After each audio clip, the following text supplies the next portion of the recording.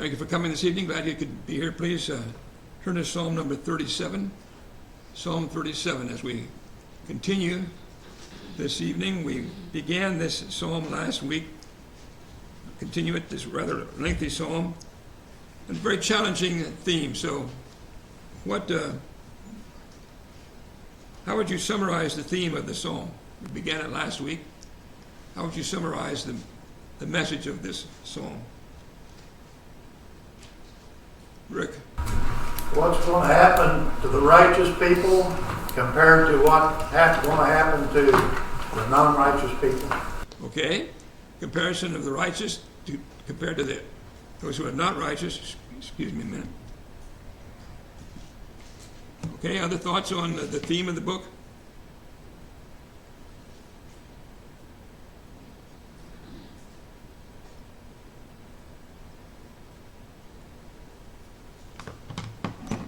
Terry. The idea is present frequently that we need to develop our trust in God regardless of how others who are doing wicked are prospering. Okay. So we're concerned with the prosperity of those who are not serving God as they should. And it appears to us at times that they have the advantage in this life. And so it talks about not fretting, not worrying, not being upset about that, not being angry. And so we talked some about last time about why it is that sometimes we do tend to be upset by the prosperity of those who are wicked, how they're doing so well, and it seems like the things are going fine for them. What are some reasons that may upset godly people at times? Why are we sometimes upset by the fact that wicked people seem to prosper and do well? Susie? It seems unjust. We always say things need to be fair. Well, that's just not the way life works. Okay, so the question many times is justice. Why is it that people do good and yet they don't seem to benefit from the doing good, at least not in this life? Those people who don't do good seem to be prospering and doing well, and that doesn't seem fair. It doesn't seem just or right. Any other reasons why it might be upsetting to us to see evil people prosper? Any other thoughts on why that might upset people? Karen? Well, this kind of goes along with what Susie said, but like verse 12, the wicked plots against the just, and we see this all the time, that people who are plainly wicked, lying, devious, plotting evil, they do it against just people, and it's worrisome, and so it just seems so wrong. Okay, so it isn't just the fact that evil people seem to prosper, but sometimes they prosper at the expense of the good people. Sometimes they mistreat those who are righteous, and that's how they get the advantages that they do. Okay? Sharon? Under the old law, when this psalm was written, God had very specifically promised that if his people served him faithfully, he would bless them in very physical, visible ways, their lands and their family and their crops and peace in the nation and so on. But if they didn't serve him faithfully, he would curse all those things. And so if there's a time when you look around you and see the exact opposite, under that law especially, you would have said, what happened to God's plan and his promise? Okay. All right, other thoughts on why this would trouble good people to see wicked people prosper, doing well? I think one other point that would come to our mind is, well, then maybe we should be like them. Why should we struggle along trying to do right when there doesn't seem to be any benefit in it? Those who are wrong are the ones who seem to be doing well, so why shouldn't we do like they do? So there's lots of reasons why the theme of this, as it begins with do not fret because of evildoers, lots of reasons why we may tend to fret or be envious of the workers of iniquity. Okay, so let's continue then this evening.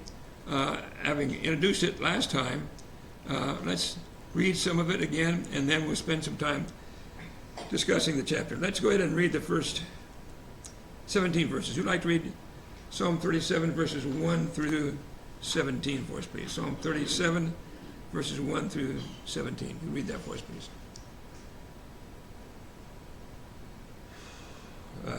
Frank, please. Do not fret because of evildoers, nor be envious of the workers of iniquity, for they shall soon be cut down like the grass, and wither as the green herb. Trust in the Lord and do good. Dwell in the land and feed on his righteousness. Delight yourself also in the Lord, and he shall give you the desires of your heart. Commit your way to the Lord.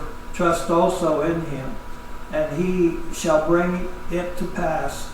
He shall bring forth your righteousness as the light, and your justice as the noonday. Rest in the Lord and wait patiently for him. Do not fret because of him who prospers in his way, because of the man who brings wicked schemes to pass. Cease from anger and forsake wrath. Do not fret, it only causes harm.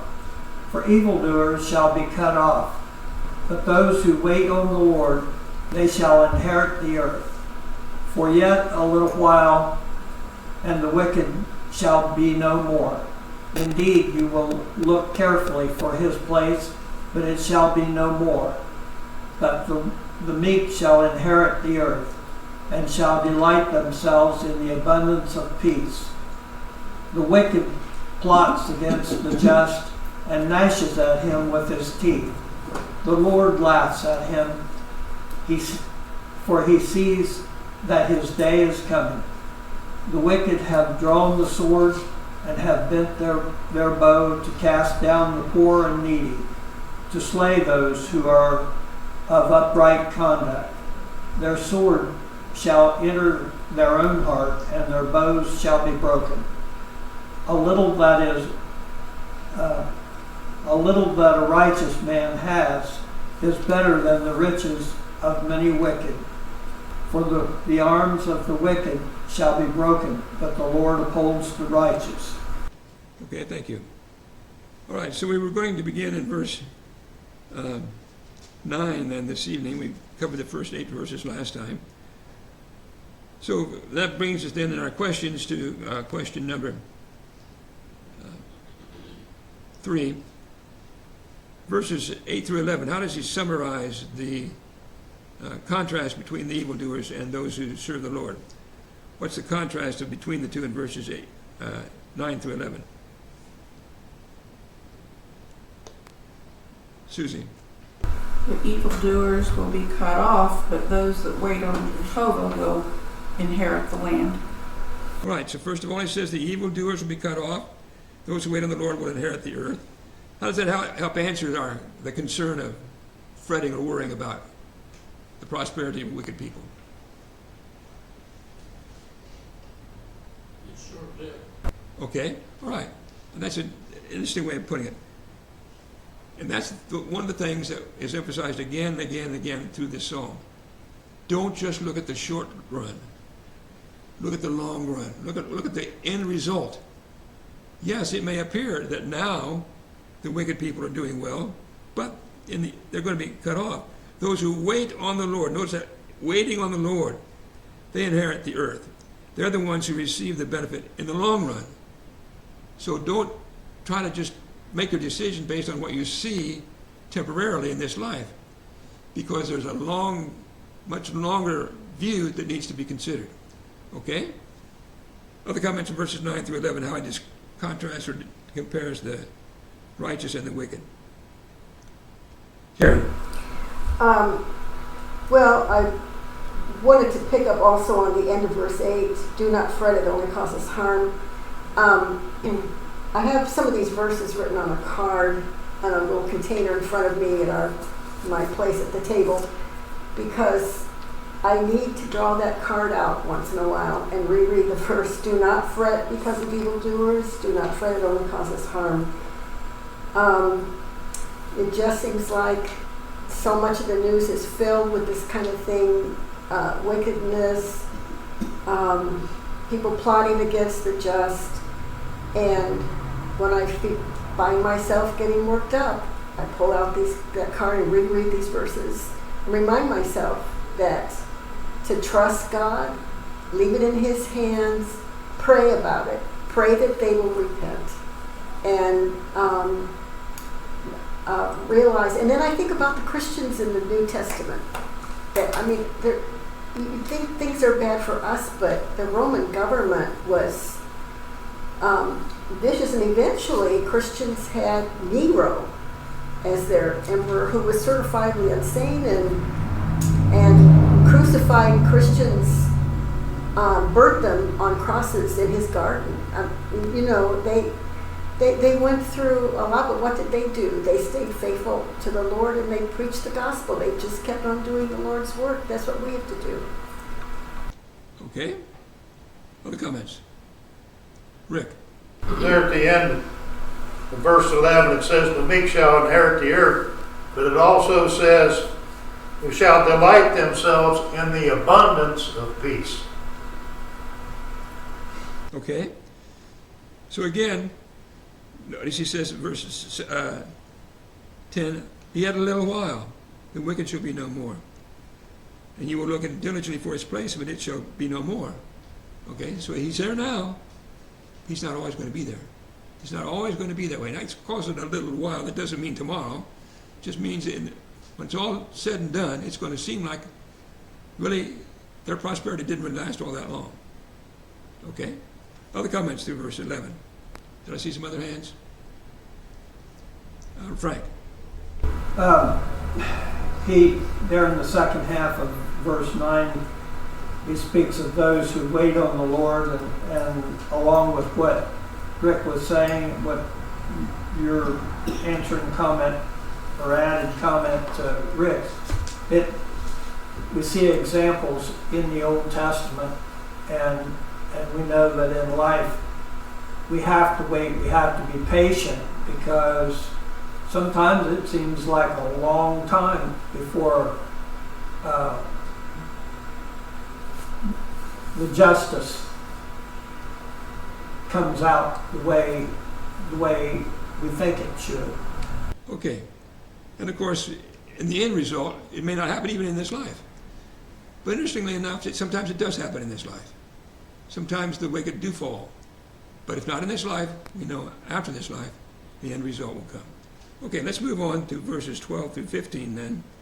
And question number 4. How do the wicked people treat the godly people sometimes? So here are these wicked people, and they're prospering, but how are they treating the good people? Verses 12 through 15.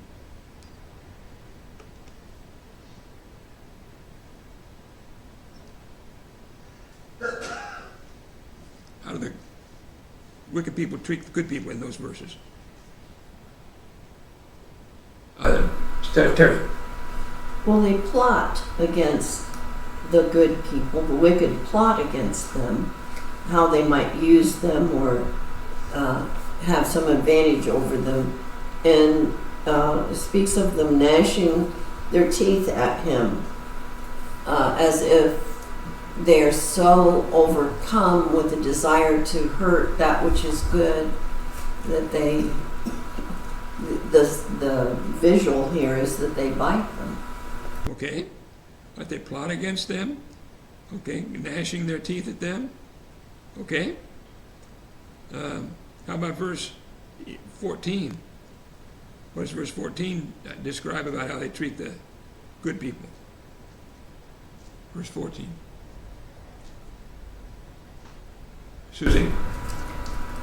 Well, he uses the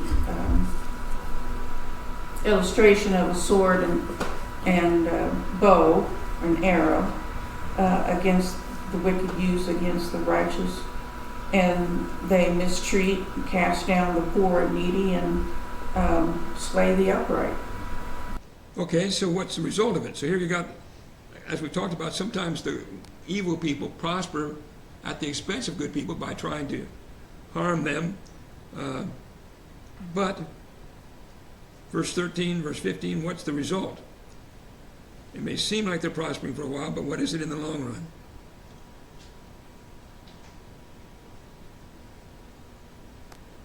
Frank. The Lord laughs at them. He knows that their day is coming, as he says here.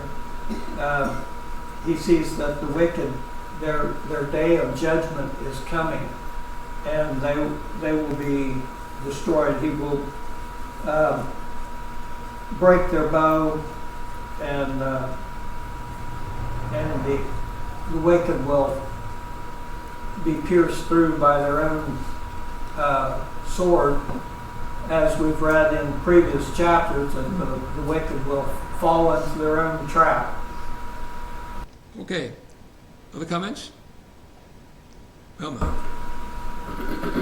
Frequently, we see this phrase, the Lord will laugh, and in my mind, that never seems to be the picture that I would have, because I think of laughing as a happy occasion when we're laughing.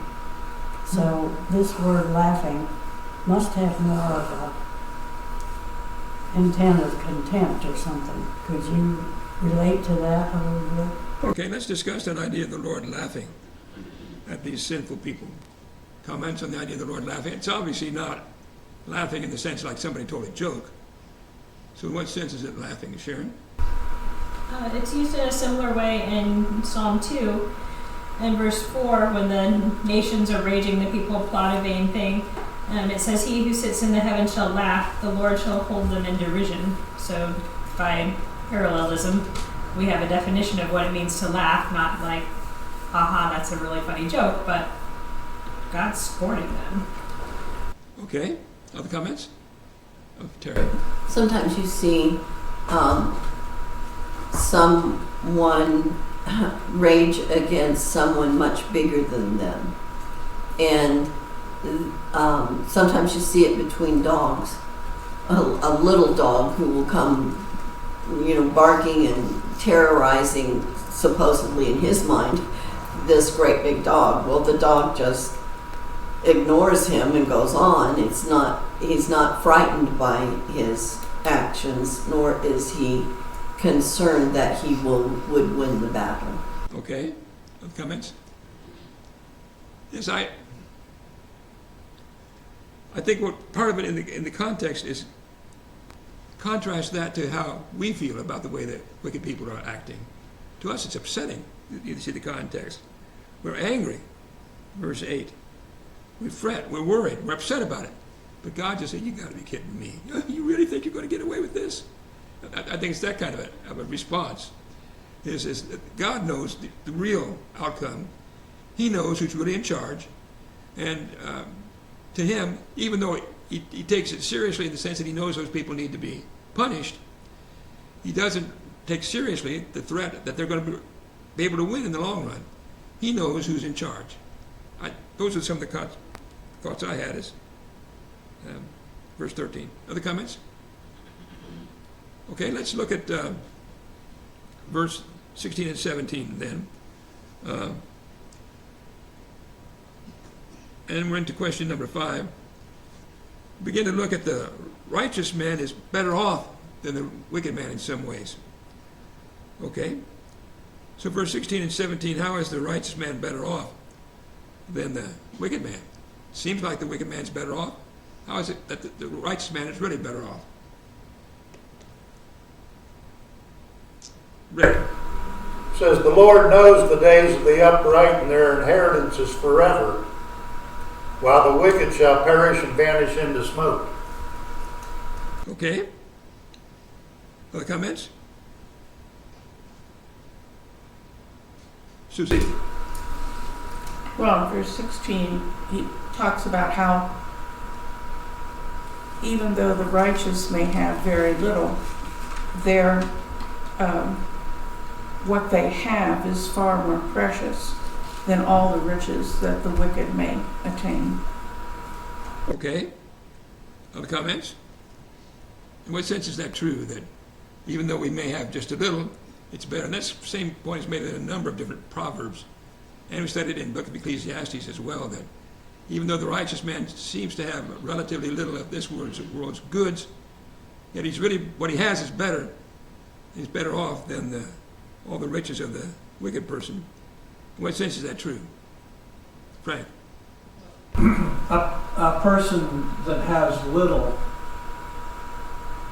appreciates and gives thanks to God for knowing that God provides those things for him. And so there's that appreciation from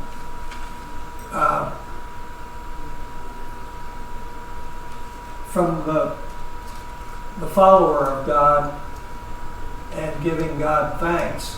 And the wicked, they don't appreciate what they have, they waste it. Okay, they waste it or they just want more. It's a greed. Okay? So one advantage that the righteous person has is he can appreciate, he can have a sense of gratitude for what he has. Okay? Other comments? Susie? But there's also a peace that the righteous have, knowing that their reward is coming, that their reward is coming for their righteousness. But just having peace with their fellow man and peace with God is a contentment that that the wicked don't have. Okay, a sense of peace, contentment. Other comments? Okay, so Sharon. Verse 17, it says it's because he has the Lord. So kind of similar to David and Goliath, David wasn't stronger himself, but he had the Lord, and therefore his side was by far the stronger side. Same here. In this life, we may not have materially very much, but we have the Lord, and that means we have far more than the wicked do. Okay, so you're on the right side. And you have all the benefits of knowing that you're on the Lord's side. And all the spiritual blessings, the courage, the strength, the hope, all of those things you have if you're on the Lord's side. I don't know about you, but there are times for me when I think about rich people and always wanting more. Got a big house, want a bigger house.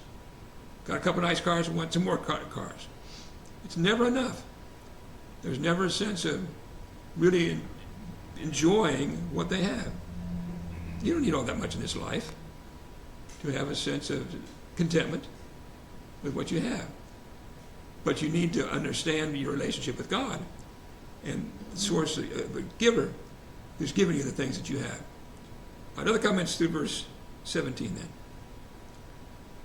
Rick, and then we'll move on. You look at Jesus himself, the Apostle Paul, and all the apostles really, they had very little. They didn't have riches to take through this life with them. They was worried about people's souls. They wasn't worried about what they had. And Paul endured so much, but yet the only thing he asked was that you listen to him and that you believe in Christ. Okay, thank you. Let's move on. Read some more then. We read through 17. Let's read 18 through 26. Who'd like to read verses 18 through 26 for us, please? 18 through 26. Neil, please. The Lord knows the days of the blameless, and their heritage will remain forever. They are not put to shame in evil times. In the days of famine they have abundance. But the wicked will perish. The enemies of the Lord are light. The glory of the pastures, they vanish like smoke. They vanish away. The wicked borrows, but does not pay back. But the righteousness is generous and gives. For those blessed by the Lord shall inherit the land, but those cursed by him shall be cut off. The steps of a man are established by the Lord when he delights in his way. Though he fall, he shall not be cast headlong, for the Lord upholds his hand. I have been young and now am old, Yet I have not seen the righteous forsaken, or his children begging for bread. He is ever lending generously, and his children become a blessing. Okay? Back now to verse 18. We continue our discussion of question number 5. How the righteous is better off than the wicked. So verse 18 and through 20. How is the righteous better off than the wicked in those verses, 18 through 20? How is the righteous better off than the wicked in verses 18 through 20? Terry? The first and most important thing is that they're known by the Lord. Their days of their blamelessness and their heritage will be with the Lord forever. Okay. So again, they're on the Lord's side, and they have his inheritance. Whatever choice you make in life is going to lead to an inheritance, a result. Something's going to come from it. So the righteous person knows what his inheritance is going to be. It's not necessarily in this life. It's after this life. It's going to come from the Lord. So he has a relationship with the Lord where he knows what the future holds for him. Okay? Other comments on 18 through 20 and the advantage of the righteous person.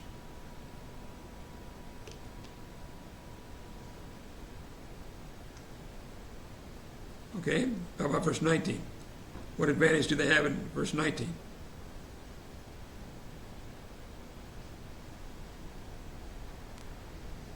Susie? New King James says that they shall not be ashamed during evil times, or perhaps disappointed, because the Lord will take care of them during the evil times, and the famine won't affect them in the sense that it will the wicked. Okay.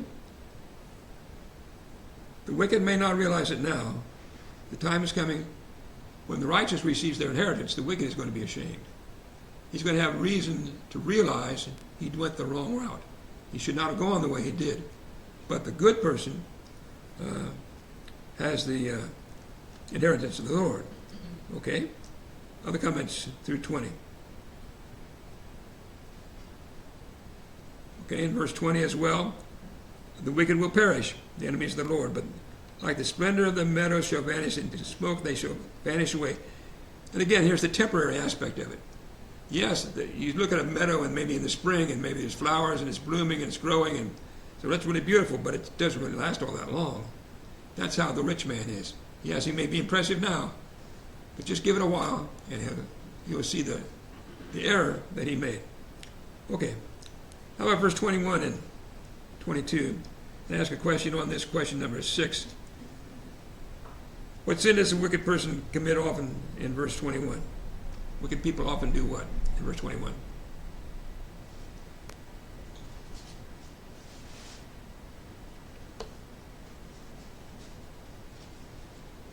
Frank.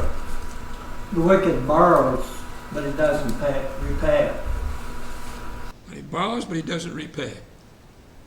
Why would a wicked person do that kind of thing? Right? One of his methods of overpowering or cheating, doing wicked works against those that are upright. Well, he's a wicked person, and back in verses 12 and following verses, he's plotting against the good people. He's not doing business with other people for their good, to help them. He's just in it for himself, in order to get what he can for himself, and if he can take advantage of them and not pay back what he owes, fine. If he can cheat them, that's okay with him, as long as he can get away with it. He's glad. That's fine with him. Okay? Other comments on verse 21? Terry? Well, it shows the opposites of the thinking of the righteous and the wicked. The righteous is going to be generous with what he has and he gives generously to others. The wicked borrows but doesn't pay back, and he's not likely to give you anything. Okay, so the wicked isn't concerned about helping other people, but the righteous person, not only does he pay what he owes, he's willing to give what he has to share with other people, to help them. And so there's a blessing through what he's done. Okay? Other comments on 21 and 22? Rick? Over in Colossians chapter 2 and verse 8, it says, "Beware lest anyone cheat you through philosophy and empty deceit, according to the tradition of men, according to the basic principles of the world, and not according to Christ." And then over chapter 3 and verse 9, it says, "Do not lie to one another, since you have put off the old man with his deeds, and put on the new man, who is renewed in knowledge according to the image of him who created him." Okay. Anything else through 22? All right, 23 and through 26, question number 7. So how does God bless the good man then? Here we've seen all the advantages that the wicked man seems to have, but in the long run he'll suffer as consequences, but the person who is righteous will benefit. So verse 23 through 26, what are some benefits? Some of the blessings that the righteous person has then. Verse 23 through 26. Question number 7. Sure. It says the steps of a good man are ordered by the Lord or established by the Lord. So God is blessing the righteous man's decisions and providing for him, and that God delights in his way, which I said last week is a nice contrast with verse 4, where we delight in the Lord and then the Lord delights in us. Okay. So the steps of a good man are ordered by the Lord. How is that a blessing? What's the blessing in knowing that your steps are ordered by the Lord? Velma? Keep him in the right way. Okay. The person who is a good man or who has a proper relationship with God knows the best way to live life. He understands what life is about and the benefit he can have if he will serve the Lord, and ultimately where it's going. He knows where it's like being lost at sea. If you have no compass, you have nothing to guide you, you can't see the stars, you have no way of knowing where it's going. That's the wicked man. He may think he knows where he's going, but he doesn't really. The good person knows his course, and he has the guidebook, the instruction manual to tell him how to live. Okay, and that's a blessing, to be ordered by the Lord. We ought to appreciate the blessing of the Lord. Other comments on 23? How about 20? What about 24? Susie?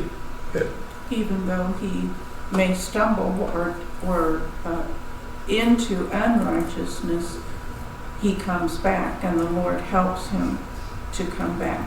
Doesn't mean that he can't stumble, but that when he does, he recognizes it and asks for the Lord for help. Yes, and I'm not sure whether it's spiritual stumbling or just the problems in life, whatever it may be. When something difficult comes in his life, he knows he has the Lord helping him. He has that promise that God will uphold him. And in the end, he's going to be okay. Okay, he's not going to utterly be cast down. He's going to be okay in the end. It doesn't matter what your problems are in this life. Trust the Lord, obey his word. In the end, it's going to come out all right. Maybe not till after this life is over, but it's going to come out all right. You got to trust him. Okay, and that's back to verse 3, which to me is key to the whole psalm. Trust in the Lord and do good. Trust in the Lord. He'll guide you. He'll take care of you. Just do what's right. Okay? How about 25? What promise does he talk about in verse 25? What's the promise in 25?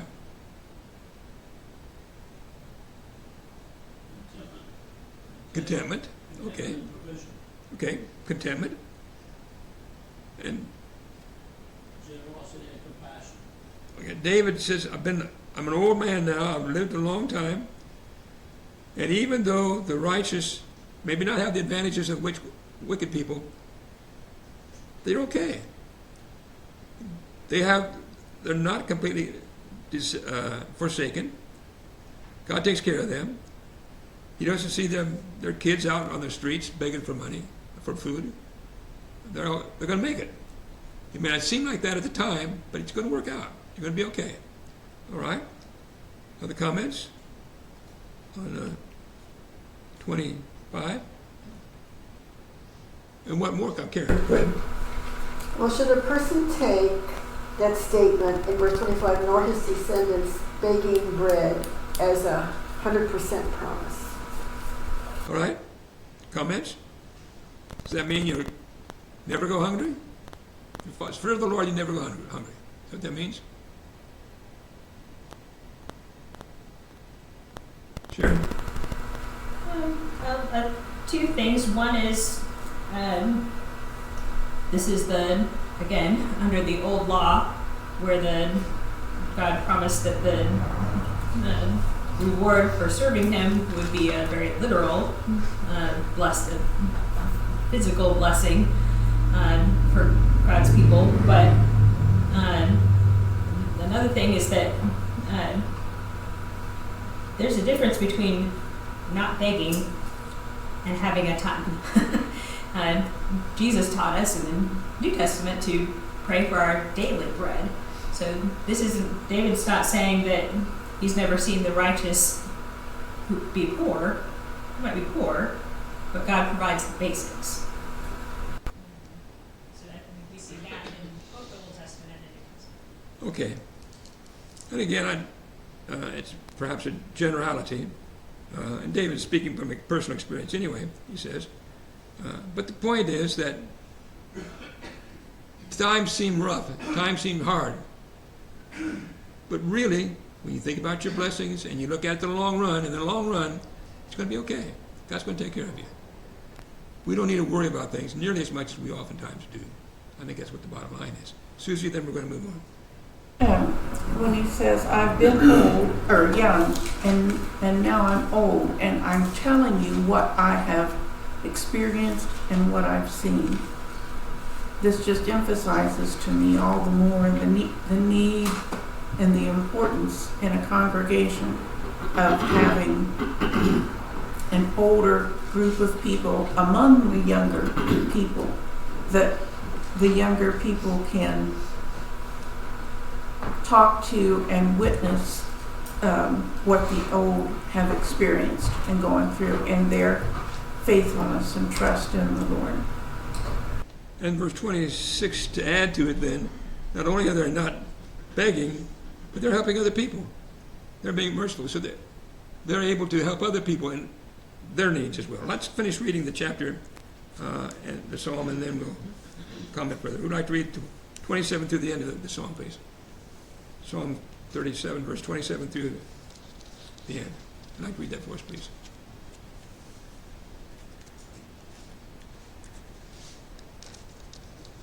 Susie, please. Depart from evil and do good, and dwell forevermore. For the Lord loves justice and does not forsake his saints. They are preserved forever, but the descendants of the wicked shall be cut off. The righteous shall inherit the land and dwell in it forever. The mouth of the righteous speaks wisdom, and his tongue talks of justice. The law of his God is in his heart. None of his steps shall slide.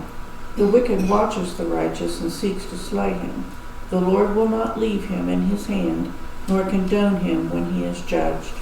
Wait on the Lord and keep his way, and he shall exalt you to inherit the land. When the wicked are cut off, you shall see it. I have seen the wicked in great power, and spreading himself like a native green tree. Yet he passed away, and behold, he was no more. Indeed, I sought him, but he could not be found. Mark the blameless man, and observe the upright, for the future of that man is peace. But the transgressors shall be destroyed together. The future of the wicked shall be cut off. But the salvation of the righteous is from the Lord. He is their strength in the time of trouble. And the Lord shall help them and deliver them. He shall deliver them from the wicked and save them because they trust in him. Okay. So verse 27 through 29, and then what's a righteous person supposed to do then?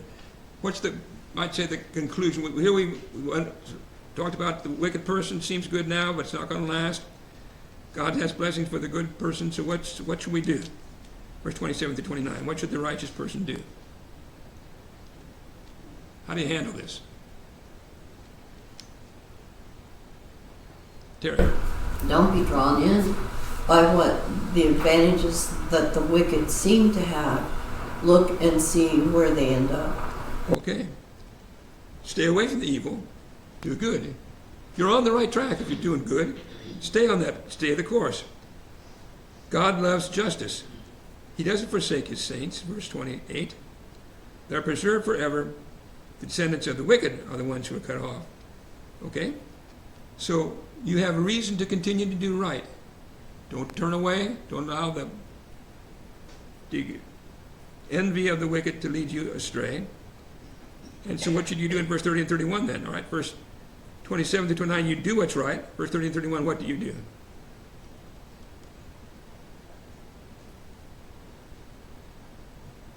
Terry? You use your mouth, your abilities for righteousness, and speak wisdom. Okay, so you speak what's right. Do what's right, 27 to 29. Speak what's right. In verse 30 and 31, have God's law in your heart. Your steps won't slide. You've got the right path. You know what's right. Speak what's right. Do what's right. Okay? We've seen 32 and 33. The wicked person tries to hurt the righteous. But what's going to happen in 33? Wicked man's trying to get you down. He's trying to hurt you. But what's going to happen in verse 33? Susie? God will deliver him and will not allow him to be judged unrighteously. Okay. In the end, it's going to come out right. It may not seem that way now. It may last a long time. But in the end, it's going to come out right. So, what should we do? Verse 34? Wait on the Lord. Wait on the Lord. Be patient. Trust him. Keep his way. And he will exalt you. In the end, the wicked are cut off, and you will see it. I want to conclude with 35.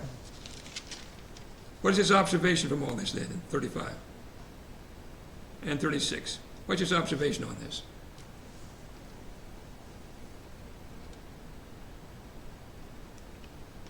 Frank? He said, I've seen the wicked and seen the power that they have, but they